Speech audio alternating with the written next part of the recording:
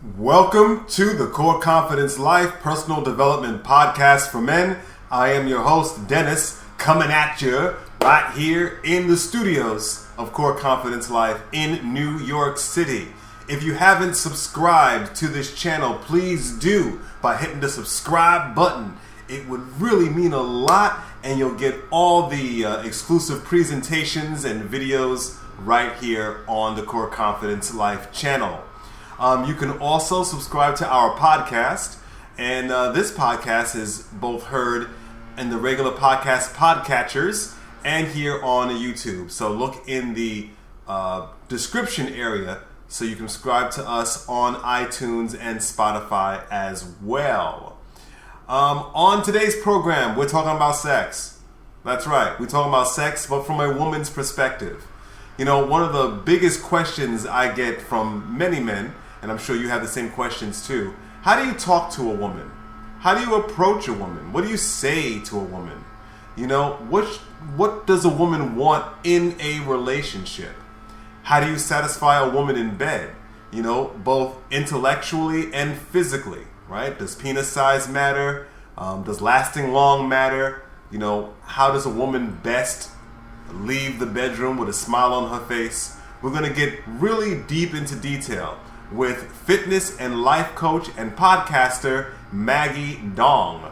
She's on the program talking to us about sex and women and how women work in the bedroom and in relationships. And I was also on her podcast talking about sex from a men's perspective. You know, some of the things that us men wonder about women and have her answer it, right? So you can find my appearance on her podcast in the description for this video. And so without any further ado, let's talk about sex with her and you here on Core Confidence Life right after this. Core Confidence Life.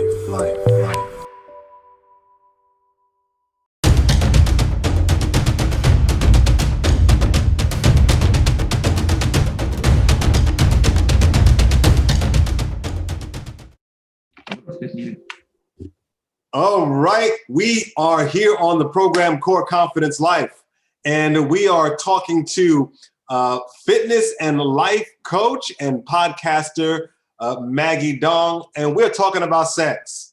I mean, you know, I could sugarcoat it, but I won't. We're talking about sex, right, Maggie? Yeah, I'm so excited. Bring it on. Okay, we're talking about sex, what women want, and questions about understanding what women want. And you know, this is a good show.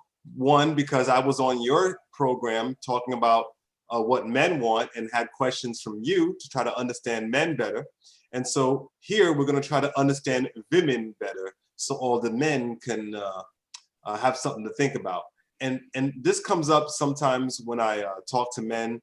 You know, they talk about how they want to attract women. They can't attract women. They don't understand women. And I'm like, well, have you ever read anything about women? Have you ever read anything about how women work? And of course, the answer is no. They read other books and they want women, but they never research what women are like. So that's why you're here, Maggie. Yeah, I'm here to share what I know with men. Absolutely. So before we dive into the panties of the matter, tell everybody what's going on with you. What's a fitness and life coach? What's that? Yeah, so I coach women on mastering their physical, mental, emotional, and spiritual fitness so that they can manifest and attract the relationships that they really want. All right. That's pretty good. Pretty good. So you coach women, so you know a lot about the topic. Okay. Yeah. So there's a lot of questions on the table that men want to know about women. But I want to start out with this question here, just to ease us into it. What do women want? Like, what do women look for in a relationship? Because men sometimes they think that women want something, but it's actually the opposite. So what do women really want when they're looking for a partner? Yeah, so I feel like a lot of the times men think that women value if they're successful, if they're wealthy, and all that. But I feel like women mostly value the intimacy and whether you're able to make time for us and show up for us when we need.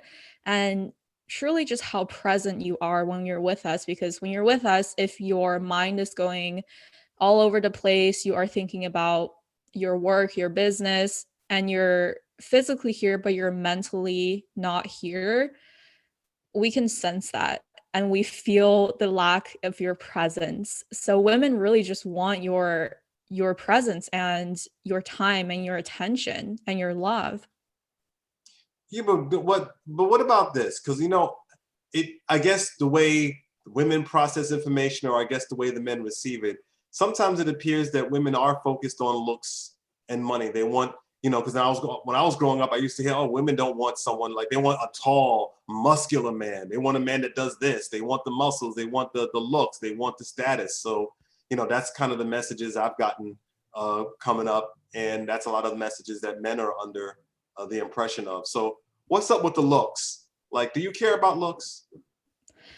I feel like it's a part of it. I would be lying if I said I didn't care at all about looks, but it's not the whole picture, right? You got to have it all. Like that's how I coach women on their physical, mental, emotional, and spiritual sides. I feel like with men too, it's important to have all of these four and have it well balanced, because if you only care about your looks and you neglect all the other three, then something is missing. But if you don't care about your looks at all, you don't go to the gym, you don't work out, don't take care of your body, and you have the other things, it still feels like something is missing. So I think it's important to have that balance of the four so that you can bring the best version of yourself into a relationship and attract a partner who is the same, because you attract what you are. Okay, so what are those fourth elements again? Physical, mental, emotional, and spiritual. Physical, mental, emotional, and spiritual.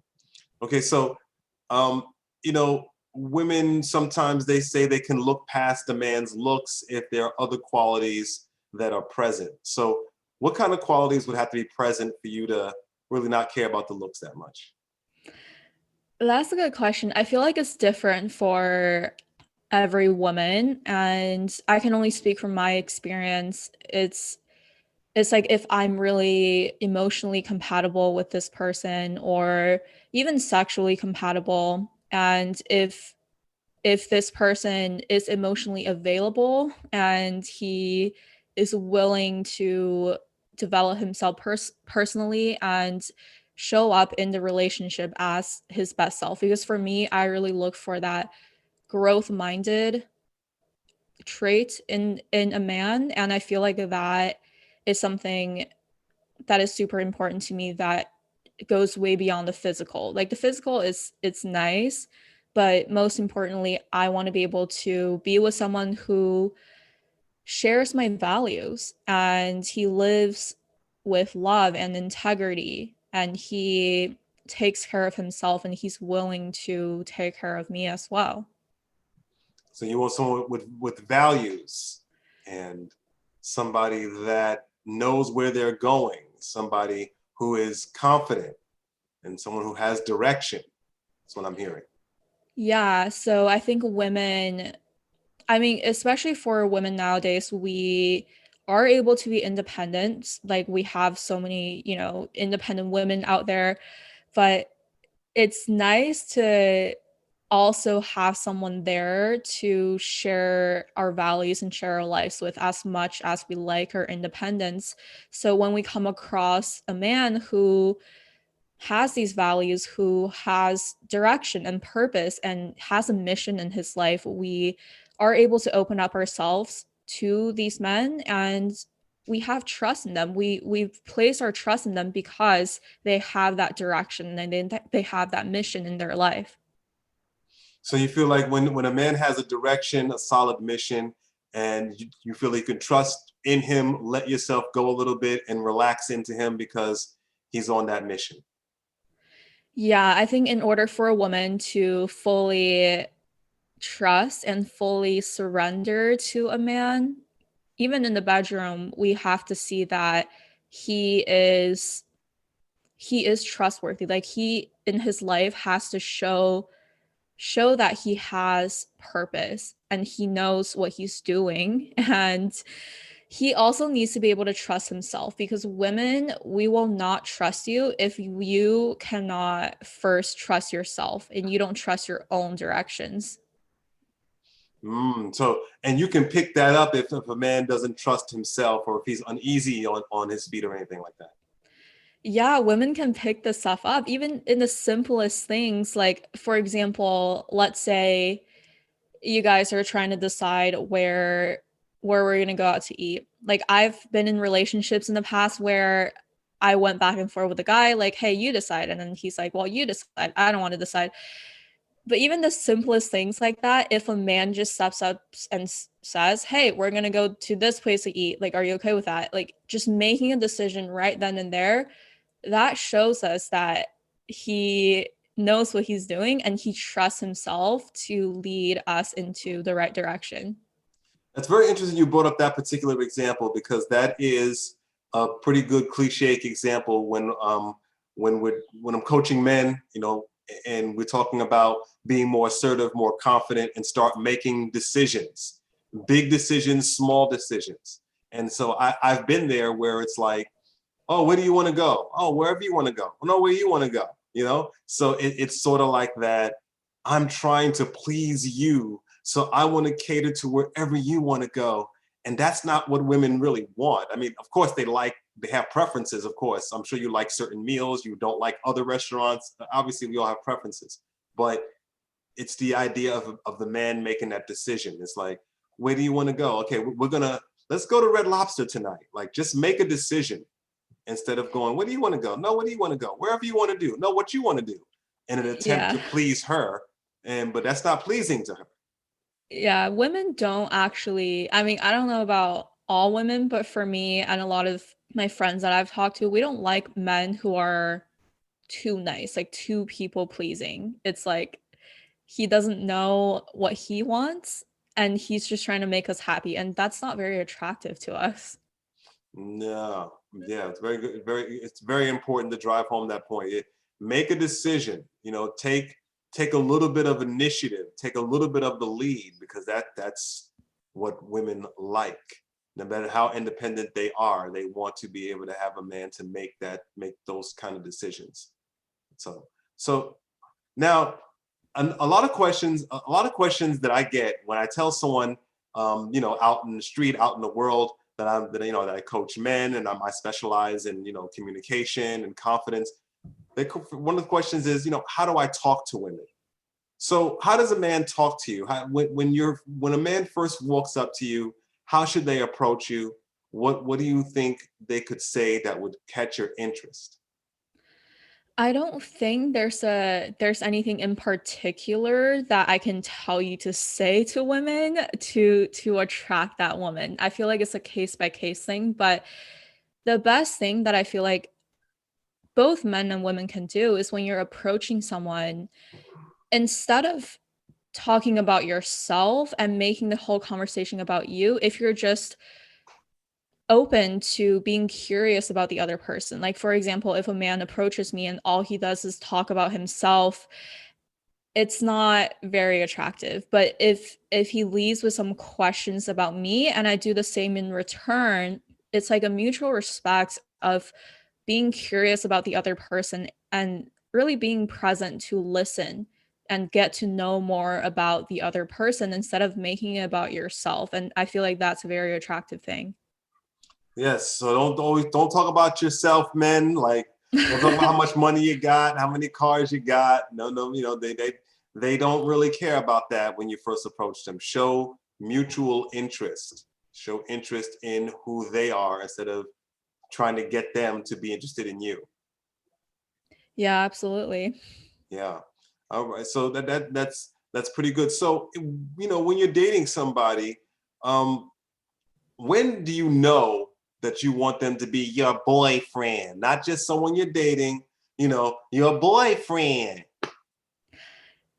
That's a good question. I feel like At this point in my life, I'm currently in a situation where I'm like, well, I don't know where this is going with the guy that I'm kind of talking to. And at this point, I'm leaving the decision up to him. Like it's not my decision to make if I want him to be my boyfriend or not. I think both people have to be ready and you have to express that you are ready and you have to show that with your behaviors that you're ready for a relationship. And a sign that you are ready is if you have a deep understanding of yourself. So before you get into a relationship with anyone, it's really important to really figure out what it is that you want and get your life together first before getting into the relationship with someone else and then sharing a life together. So I think a really key thing is just to make sure that both people are ready in all of these areas like physical, mental, emotional, and spiritual before getting involved with somebody else, because when you do pull another person in, if you don't have your own, let's say, emotional health in check, it becomes very chaotic when you pull another person into the picture. Yeah, but see, Maggie, what does that really mean? Does someone have to be perfect? Like having your shit together. What does that really mean? Like this is where it goes back to what women are really looking for. So when you say, do I have to be perfect? Like, do I have to dot all my I's and cross all my T's? Like, what do you mean have my shit together? You don't have to be perfect. There isn't such thing as perfection. We're always constantly evolving and growing. So at some point, I feel like you got to accept that you can't achieve perfection before you feel like you're ready to get into a relationship. It's like that saying, like, ready is a lie. You'll never feel like you're ready, but at some point, you have to take that leap and take that next step in your life. And I feel like the key with being ready, I guess, for a relationship is if both people are willing to open up their hearts and be vulnerable with each other and really share your, I guess, strengths and weaknesses with each other so that you can create a life together that is better than the one that you can create for yourself. So at some point you would know. I feel like this is like an intuitive knowing on both ends. Like I'm very in tune with my intuition and I know if the time is right, it will happen. And I'm not going to force anything to happen. And I feel like you would know. Like you would know for sure when you're ready. Yeah. There's a lot of guys out there that sometimes they get nervous around women and they don't know exactly what to say, and so that could be a little nerve wracking sometimes. And there's a lot of pressure to have, like you said, have your shit together. And sometimes some men may think they don't have it together, and so they may not take action on things they feel they want to because they might feel that they don't have enough yet to get with that particular woman.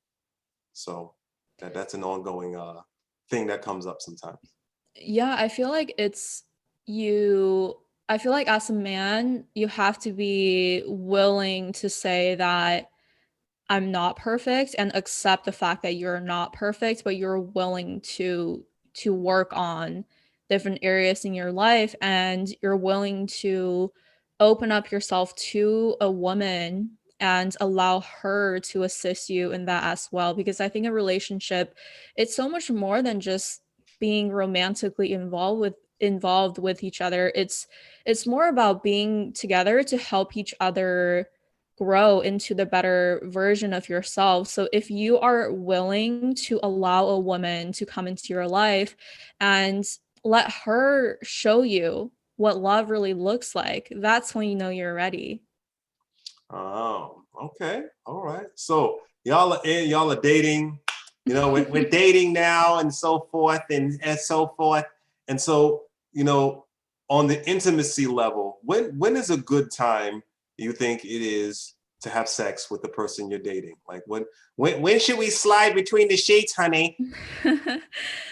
Definitely depends on I mean, people can do whatever they want. Like you have free will to sleep with someone on the first date, or you can wait until you get married. It's your preference, but I feel like before you get sexually involved with someone, it's important to understand that sex is something that is way more than just the physical. I feel like most people are doing are doing these things for the physical pleasure, but understand that when you sexually involve yourself with somebody else, when you have sex with someone, you are sharing energies, you're exchanging energies. So before you sleep with someone, I feel like it's good to make sure that they don't have a lot of shitty energy that you're going to end up taking on if you do sleep with them.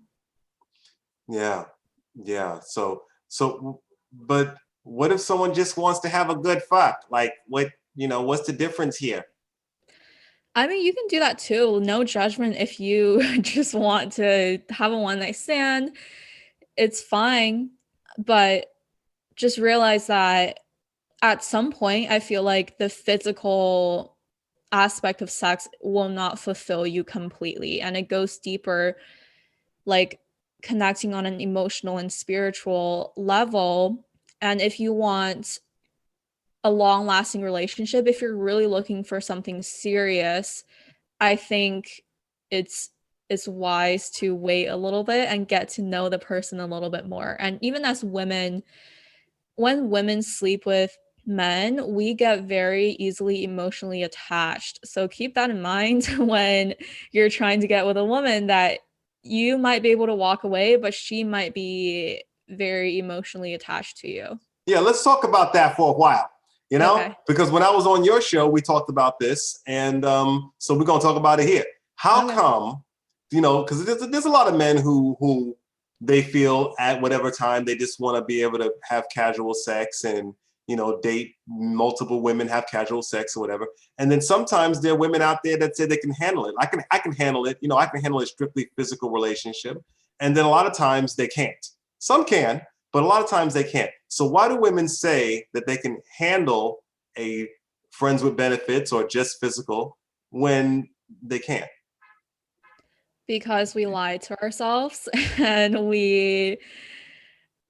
I feel like sometimes we say things to get what we want in the moment, even with men too, just all of us, we're so caught up in that instant gratification. Oh, like we want this right now. This is why we're going to say something to get this right now. We don't want to worry about the future and the other consequences.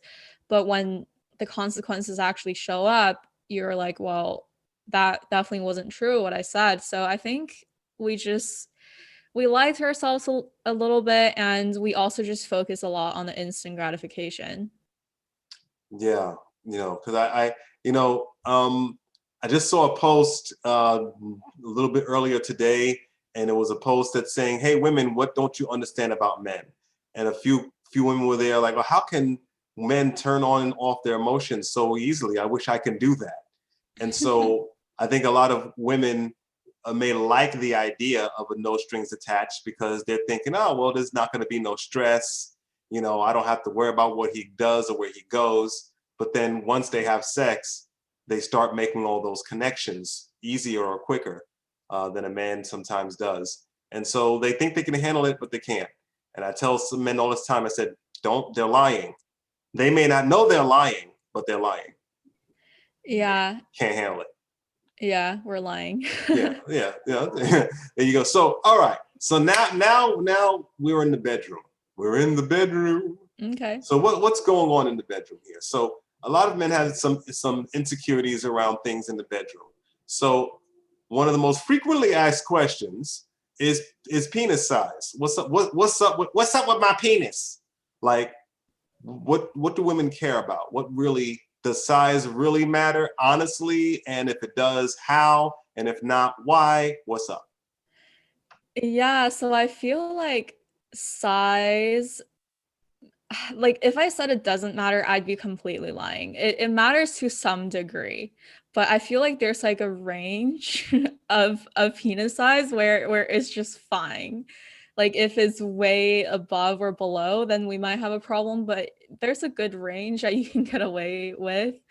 And I feel like the most important thing when it comes to size is if you are confident in yourself, then nobody will question you. Like if you have insecurities about your own size, then women can feel that whether they know it or not. We subconsciously feel your insecurities, and same thing the other way around. Men can subconsciously feel women's insecurities as well. So if you just show up very confident in the bedroom, nobody's going to question you.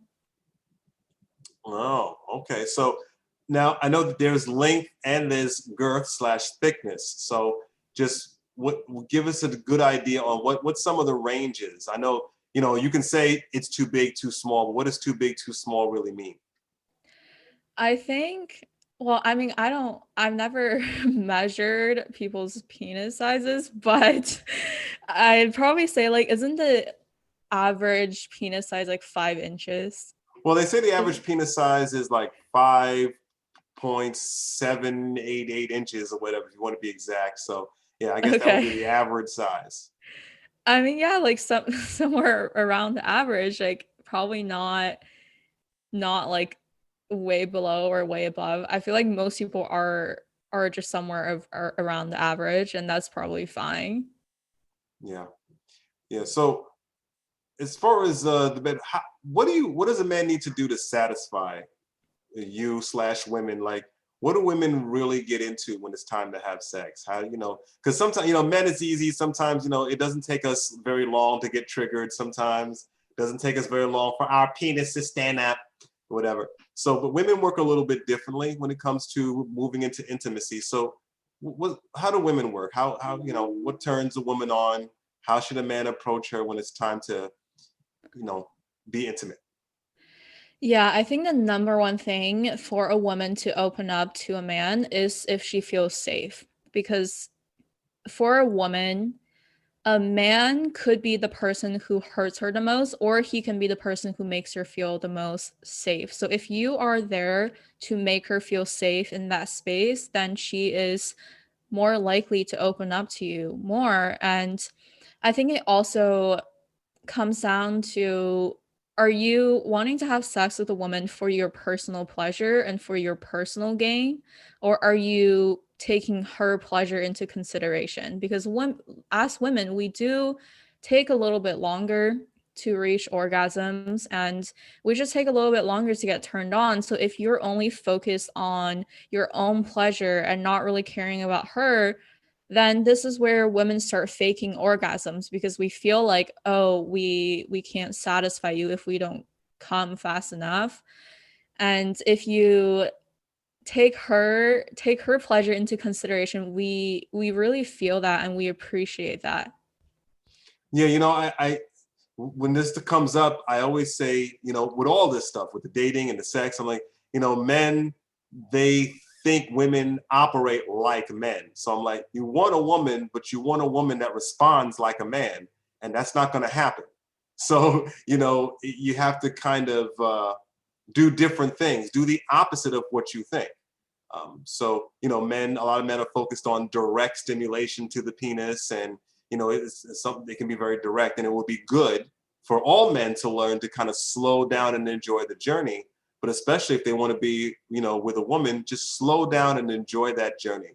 It takes a woman a little bit longer to get there, and so I think that's important. So, what about lasting long? Another frequently asked question would be, some men feel like they can't really satisfy because they don't last long. They have premature ejaculation and things like that. So, we work with that.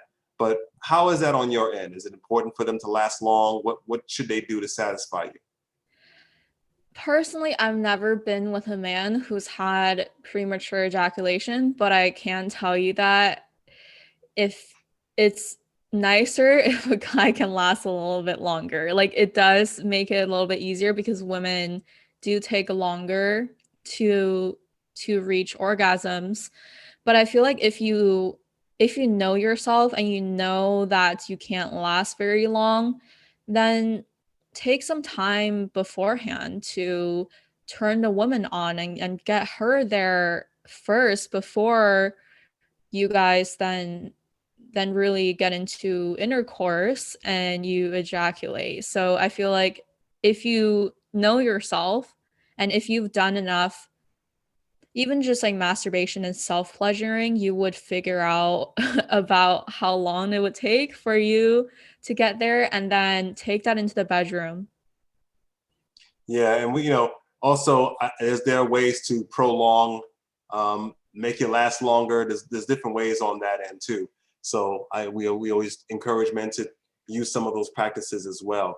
I was just thinking about while you were talking, I was just thinking about intercourse, and you know, when I'm with somebody, when I enter her, I can tell because women, just like men have different size penises, women have different size vaginas. They're not all one size. They're Mhm. elastic, they can stretch, but at their default, they are different sizes.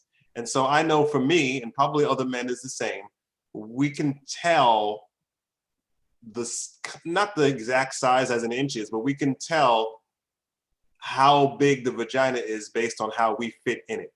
So what happens if you have a man that's really small and you have trouble feeling it? Is there other ways you can satisfy them? Is there other ways that you can get enjoyment out of their penis if it just doesn't fill you up the way that maybe you would like? I feel like I mean, I've personally never experienced that problem. But I feel like there might be ways where like, sex is not just about intercourse, right? You can have oral, you can use your fingers, you can use whatever it is. And for women, I feel we get so much more pleasure out of other things as well, other than just sexual intercourse. So I feel like there's always different things that you can do to pleasure each other outside of just having intercourse. That's a very important thing you said. Intercourse is not everything.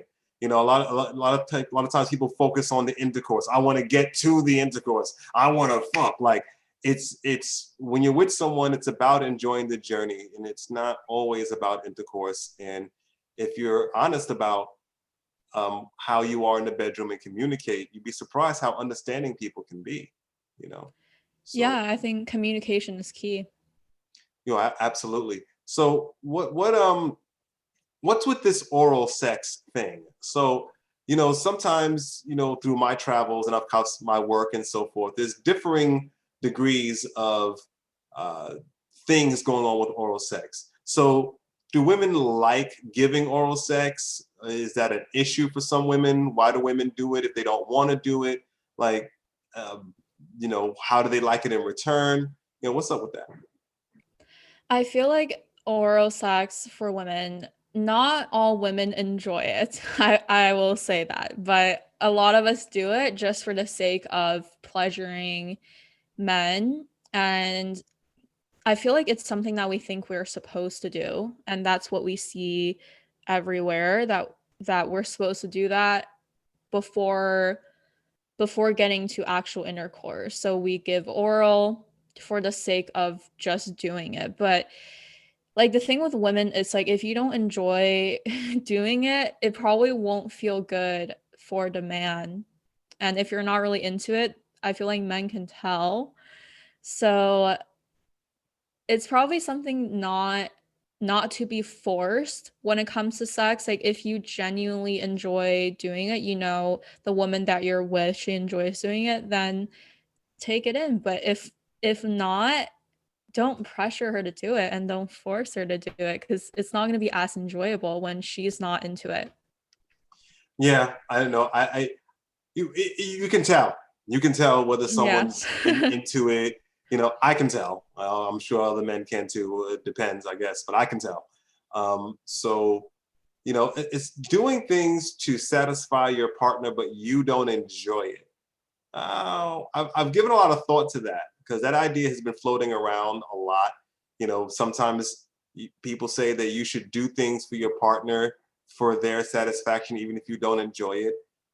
At first, when I first heard that, it sounded odd to me. Like, why would I do something that that I don't enjoy? Shouldn't we be doing things that we enjoy together? But but there is advice out there, and some of it's targeted towards women that, hey, sometimes have sex when you don't want to, just to please your man. Sometimes whatever. So what do you think about all that?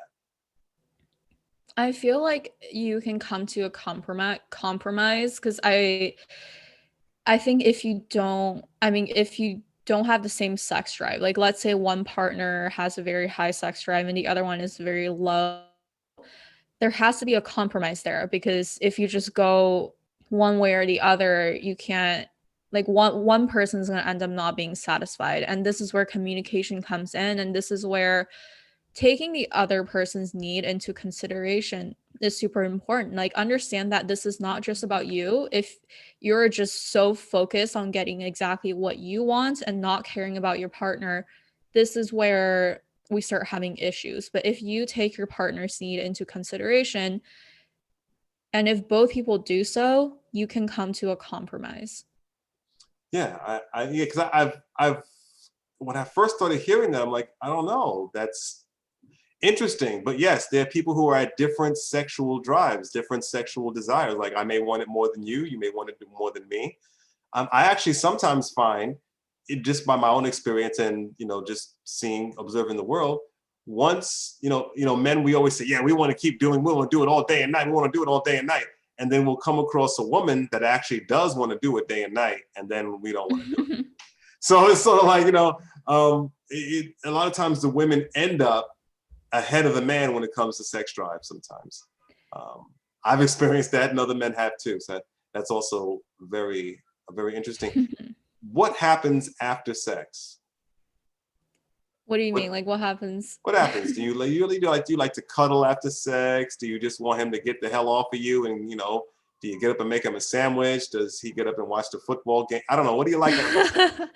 uh, Cuddling is definitely nice. I think a big turn off for me personally is like after sex, the guy pulls out his phone and he starts scrolling Instagram. Like Really? that's a turn off. You mean I shouldn't do Like, that anymore? no. Oh, okay. I mean, maybe some women like it, but for me, I'm just like, yeah, we just had sex and now you're pulling out your phone, texting people, scrolling on social media. I personally find that just kind of rude. Like, I like to spend time with my partner after sex and cuddle and even share that intimate connection in ways that are not sexual, because intimacy is not just about sex, and we have what happens before sex and what happens after sex, and all of these things can create these intimate connections. Good, good thing. Good thing. I'm glad you brought that up. What is intimacy to you or women, or from what your knowledge is? Intimacy to me, I think, is when two people share love, really. And it's definitely not just sex. It's when two people have that heart to heart connection, and they're willing to give and receive love freely. That is intimacy to me. Give and receive love freely. So what other activities are intimate aside from snuggling and boinking and cuddling, and what other activities are intimate? Because intimacy is also outside of the bedroom. So what other activities do you consider intimate? Yeah, it's definitely outside the bedroom. Like, even if we're just, having a very heart to heart conversation, Yeah. we're connecting. What Even activities? Do you have any activities that make you feel closer to somebody other than talk? I know talking, exchanging feelings, but is there any like activities that you would do with someone that would be intimacy for you? I think anything done that is that is shared in love is intimate. And even with talking, like over 90% of communication is nonverbal. So there are things that you're doing, like your gestures, the way that you look at each other, the way you touch each other, those things matter too, not just the things that you say, and how people make you feel when you're around them. That also is important. Like, you want this person to make you feel comfortable, and you want to feel comfortable around them. Yeah. So what type of relationships do you find that women are open for? Because nowadays it's all open about, let's be polyamorous, let's be, all these things. So what do you find for yourself and in your work with women? What are many women looking for, like as far as a relationship structure? Are they looking for polyamory? Are they open to it? Friends with benefits? Are they looking to have children? Like what kind of structure? I think this is definitely like a case by case basis. I know women who have multiple partners and they have open relationships. I also know women who really just want to stick with one partner. I also know people who don't want to get into relationships and they just want to have sex with men, which is also fine. So I think it's whatever makes you feel good and whatever makes your partner feel good too. Like, whoever you're sharing intimacy with, whoever you're sleeping with, as long as you're both okay with what you're doing. If, let's say, you both want an open relationship, that's fine. But if one person wants it and one person doesn't, that probably isn't gonna work. So I think it just depends on what you are comfortable with. Yeah, it definitely depends on comfortability and having a compatible idea on the structure of a relationship. So does it matter how many people a man has been with before they get with you? Like, do women really care about that? Some women do, I guess. But what do you say? I I mean, personally, I do care to an extent, because I I have talked to men who have slept with many women, and I find that a little bit disturbing and uncomfortable. So I once talked to a guy who wanted to get in bed with me. I mean, I always ask the question, how many women have you been with before? And he told me 47. So I said, well, first of all, how do you know exactly 47? That's very specific. Have you been just like tallying people up? Have you been counting? That's so specific. And it also just made me a little bit uncomfortable, because I'm like, what kind of like what if he has like an STD, like some sort of infection that I'm not aware of. So it just made me a little bit uncomfortable, but at the same time I can also see how like a number doesn't really define who you are. So I'm not going to judge somebody by the number of people that they've slept with, but it also doesn't mean that I'm going to be willing to sleep with them when they've slept with like a lot of people. Oh, is there like a cutoff point? Like I know you don't want to get too, yeah, I guess you can't hone in on a one particular number, but is there like a cutoff point? Like if I've been with 10 women or if I've been with 30, like where is this magical cutoff point? Because I sometimes women say that they don't judge, but then when you give them details, they actually do judge.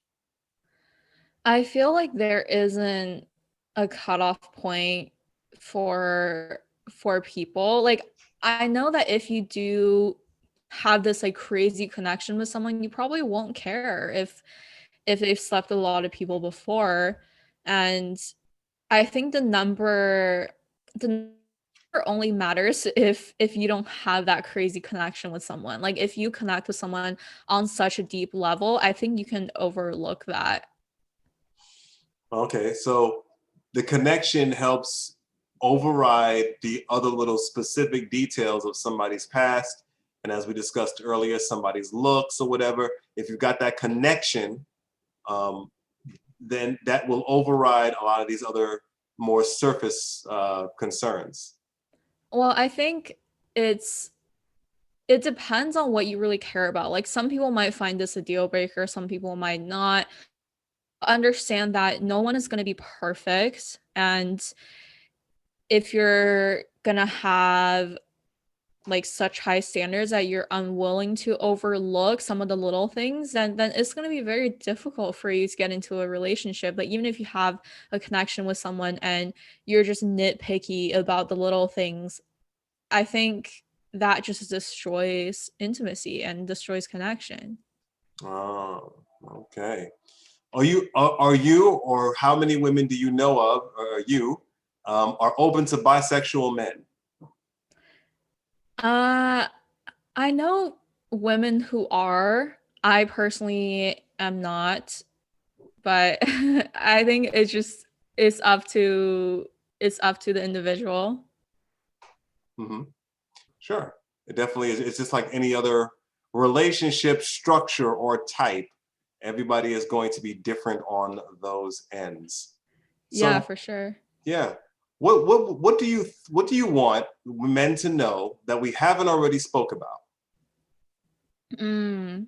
So I think an important thing when it comes to intimacy and even in the bedroom is the fact that, so many men, like men, I feel like in this society, they are told that they have to take initiative when it comes to sex. And I think you take initiative to some degree in your relationship, like we talked about earlier, make the decisions.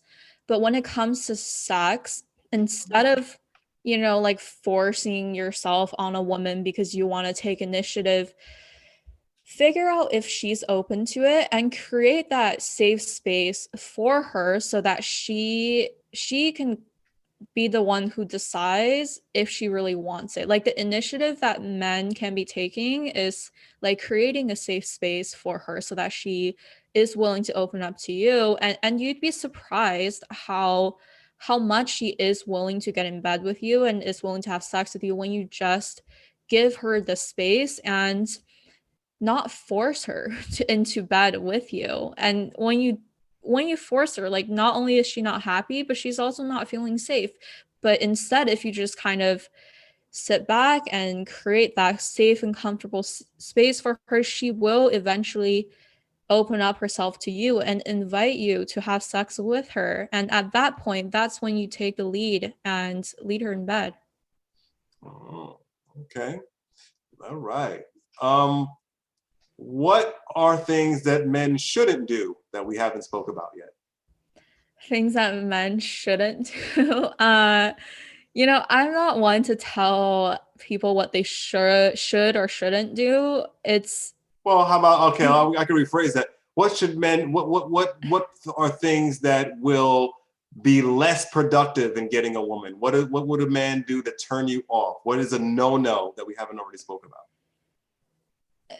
I mean, I can speak from personal experience. Things that turn me off are if a man only focuses on on his success. Like that for some reason is a very big turn off for me because I think it goes back to my childhood, like growing up with my parents. My dad was a man who only focused on his business, focused on making money, and didn't really care about family, and he just neglected everything else other than his own business and his personal gains. And that is a huge turn off for me in men. Like if a man only cares about his business, if he only cares about work and he doesn't want to get into a relationship because he thinks a relationship is going to be a distraction for his business, I feel like that's a very big turn off for me. Yeah, yeah. So very interesting stuff. So tell us a little bit about your podcast. What's on your podcast? I know that your niche is women, but what's your podcast about, and how can we hear it? Yeah, so my podcast, it's for both men and women. I only coach women, but my podcast, I invite everyone to listen to it. It's called Mind Muscle Enlightenment, and it's where we talk about improving your physical, mental, emotional, and spiritual, those four areas of fitness, so that you can live a truly fulfilled life. Because I found that if we miss any one of these areas, we end up trying to fill a void within ourselves that cannot be filled. So we work on these areas in the podcast, and hopefully you create a life that you truly desire. And where's that at? Like, we can't catch it on the podcast, on iTunes and places. You have a website. Do you walk the trapeze? Yeah, it's on pretty much all platforms, iTunes, Spotify. I also have a podcast page, which I can share with you and you can link in the show notes that will lead people to all the platforms. Cool. Excellent. All right. How often do women masturbate? Is that a big deal for women? Is that something that a lot of women do? You hear the surveys, they say 95% of guys masturbate and 5% are lying, which I don't believe that, but that's the little joke, the running joke. But when they have surveys about this, it is around maybe a high percentage of men that masturbate, but I hear like in the 60s percentage wise for women. So what's up with women and masturbation? I think women can be more open to masturbating. A lot of women have a lot of shame and guilt around masturbation and sex, but I really think that in order to have a really good sex life with a partner, you have to be okay with self-pleasuring and giving yourself that pleasure and figuring out what feels good to you. Because if you don't know what feels good to you, how do you expect a partner to figure it out? So I think masturbation for women can be a really great tool to figure out what we really like so that we don't get to a point, where we have to fake orgasms because we can't get there. Like so many women don't even know what an orgasm feels like. And like that's a sad thing. Like we don't know what feels good to us in bed. And I think the more you masturbate, the more you practice, the better you are going to be able to figure that out for yourself.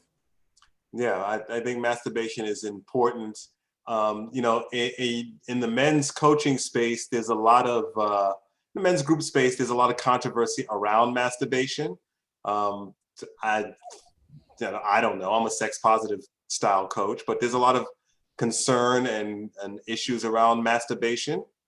There's different views on it, but I personally think that it's healthy for men and women, for people, to masturbate and use that as self-love, use it as even getting better with your partner.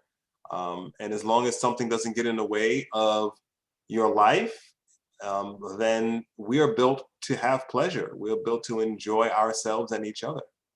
Yeah, and masturbation can also be, I mean, it's like like a stress relief. Don't get addicted to it, but at the end of the day, it can just make you feel a lot better.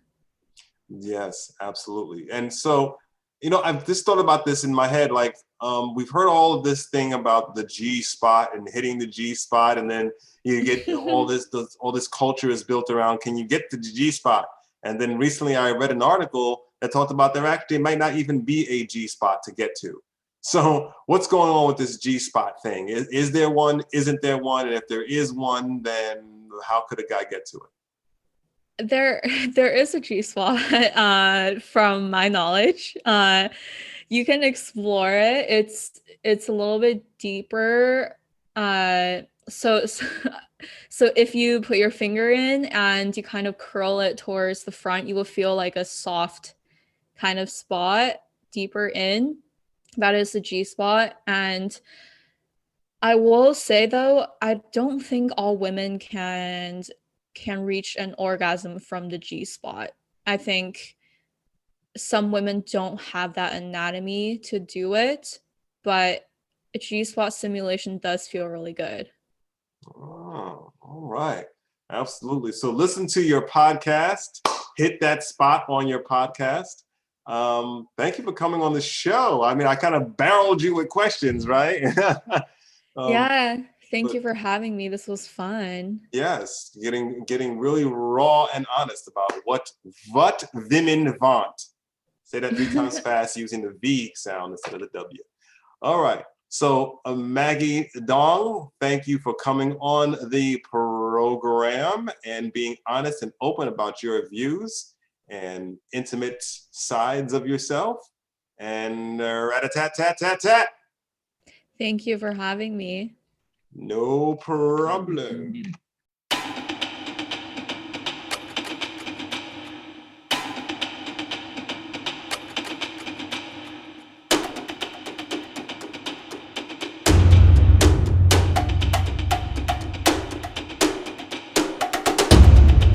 If you'd like to be a guest on the Core Confidence Life podcast, just fill out our application by going to coreconfidencelife.com/guest. That's coreconfidencelife.com/guest. We appreciate you and all your feedback. So to give us comments about the podcast or anything else, just send a message to Dennis at coreconfidencelife.com. That's Dennis at coreconfidencelife.com. Follow us on Facebook, Twitter, YouTube, and all the social media outlets, of course, at Core Confidence Life.